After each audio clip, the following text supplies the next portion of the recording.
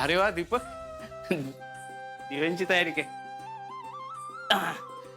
अरे वाती अशा नको लावू.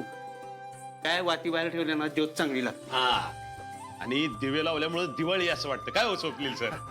अरे प्रभू रामचंद्रांचं स्वागत दिवे लावून करायची रीत उगाच नाही पडलेली. अहो पण आता हे लाइटिंगचे दिवे आलेत की. दिप्या, दिवे फक्त उजेड पडावे म्हणून लावायचे नाहीत रे.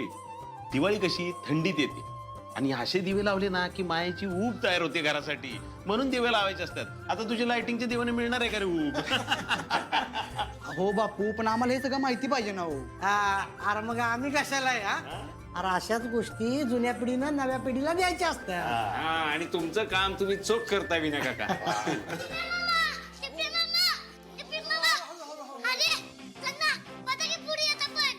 हो हो हो, एवढं उरकतो म्हणलं लगेच जाऊ आपण. अरे जा आत्ताच, आम्ही उरकतो ते. जा जा जा फटाके लावा जा. ए दिप्या, हा बोल. थांबा. लोकांना त्रास होईल अशी आणि मोठ्या आवाजाचे फटाकडे उडवायचे नाहीत, कळलं? राजीबा, तुम्ही अजिबात टेन्शन घेऊ नका. मी आणतानाच बारके फटाके आणले. पाऊस, भुईचक्कर आणि फुलभाज्या एवढंच आणलंय. काय मामा, आम्हाला ते बॉम्ब फोडायचा होता. युच्या पतकेने काय मजा?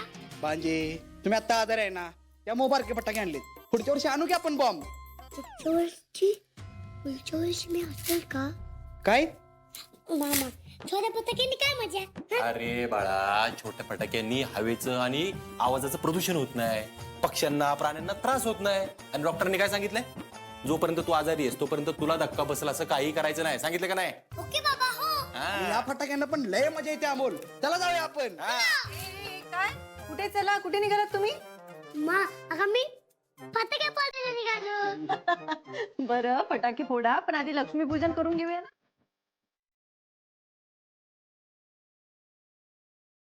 मी काय आता तूच फोडतेस, लक्ष्मी काय तू समृद्धी बरोबर आणते. मग या घरच्या लक्ष्मी तुम्हीच आहात.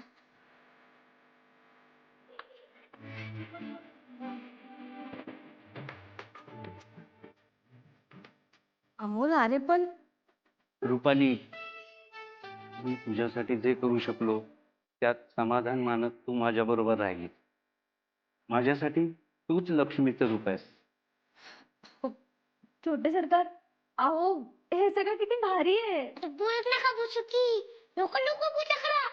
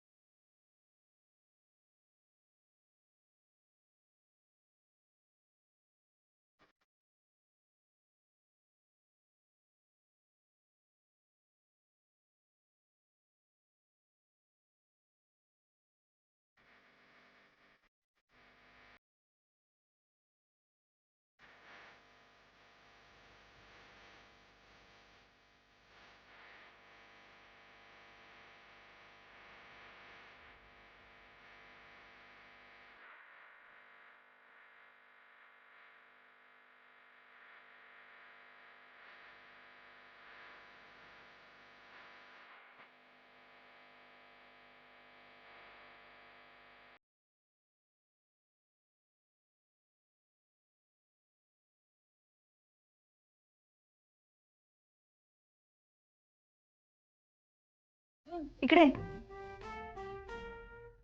हे बघ ना, आपल्या फोटो फ्रेमच्या काचेला तडा गेलाय. आपल्या तिघांचा फोटो आहे हा. उद्या उठल्या उठल्या पहिल्यांदा हे काम करायचं. ठीक आहे? हम्म? हे बघ ना. हा हा हा मी आणतो हे फोटोच्या काचीचा तडा गेलेला काच बसून आणतो. अर्जुन हा. काय कसला विचारत आहेस तू एवढ्या? आपण एवढी छान दिवाळी सेलिब्रेट करतोय, तू कसल्या टेन्शन मध्ये आहेस? नाही टेन्शन कसलं, टेन्शन कुठे घेतोय. अमोल खुश आहे ना, बरं वाटतंय मला जरा मस्त. मला आपल्या अमोलला असंच आनंदात बघायचंय कायम.